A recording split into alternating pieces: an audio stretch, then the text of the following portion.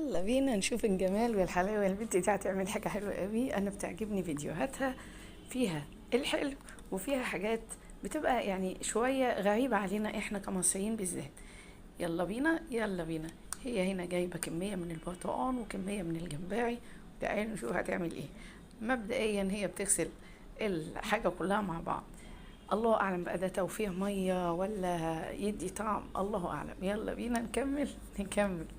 هي خلاص شطفت البرتقال والجمبري، وطبعا هتفصل ما بينهم كالعادة يعني. يلا بينا. طبعا الجمبري ده عشقنا كستات بالذات يعني. هي هنا بتفصل خلاص البرتقال عن الجمبري، وتعالوا نشوفوا هتعمل ايه.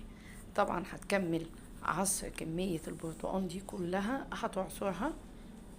هما تحسوا ان هما عايشين